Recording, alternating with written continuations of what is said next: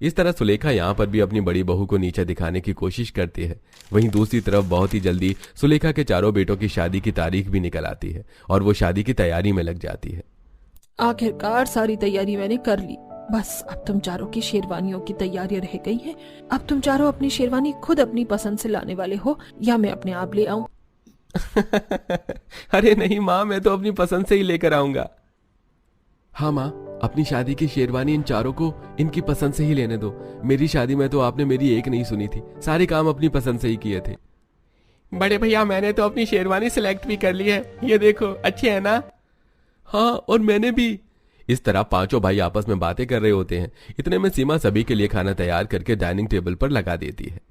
माँ जी, सुधीर जी और मेरे प्यारे देवर जी, आप सभी आ जाइए और खाना खा लीजिए।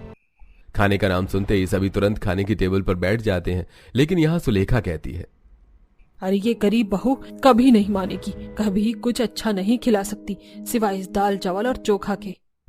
अरे माँ, क्या हुआ? तो खा लो, दाल चावल सेहत के लिए अच्छे ही होते हैं।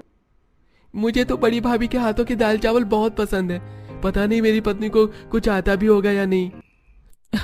अरे अमीर खानदान की बेटी पढ़ी लिखी है, उन्हें अच्छा अच्छा सब बनाना आता होगा, इस गरीब को ही कुछ नहीं आता।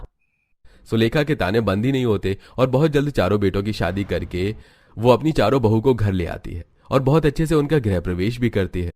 भगवान की दुआ से मेरे घर बहू नहीं बल्कि लक्ष्मी आई है। लक्ष्मी, आ जाओ, अंदर आओ। सुलेखा के कहने पर चारों अमीर बहू घर में आ जाती हैं। मेरी चारों बहू इतनी अमीर है कि इनका कोई मुकाबला ही नहीं कर सकता, और एक बहू मेरी इतनी गरीब है कि मुकाबला तो छोड़ो, नाखून का हिरस भी नहीं कर सकती। सुलेखा ऐसा कहकर फिर से सीमा को ताना देती है, लेकिन वो फिर भी नजरअंदाज करती है। अगले दिन हॉल में, पता नहीं क्यों माँ जी को मेरी कुछ भी चीज अच्छी नहीं लगती। काश कि मैं भी अपनी देवरानियों की तरह ही अमीर होती। अरे खड़ी खड़ी मुँह क्या देख रही है? इन्हें हमारे घर की रसोई तो दिखाओ, आज इनकी पहली रसोई की रस्म है। सीमा बहुत प्यार प्रेम के साथ उन्हें रसोई दिखाती है। यहाँ पर सारी सब्जियाँ रखी हैं, यहाँ पर फ्रिज है, जो भी आपको चाहिए इसमें मिल जाएगा, और सभी मसाले यहाँ पर हैं। आप चारों को मेरी मदद की जरूरत हो तो आप मुझे बुला लेना। दीदी, आपने हमें रसोई के बारे में बहुत अच्छे से समझा दिया है, हमें सारी चीजें समझ आ गई हैं। अब हम अपनी पहली रसोई की रस्म करते हैं। अगर हमें आपकी जरूरत हुई तो हम आपको बुला लेंगे। ये सुनने के बाद सीमा वहां से चली जाती है और चारों देवरानियां कुकिंग करना शुरू कर देती हैं। कोई शाही पनीर बनाती है, तो कोई शाही पनीर टुकड़ा, तो कोई रुमाली रोटी और तंदूरी रोटी भी बनाती है। सब बनने के बाद चारों देवरानी खाना डाइनिंग टेबल पर लगा देती हैं।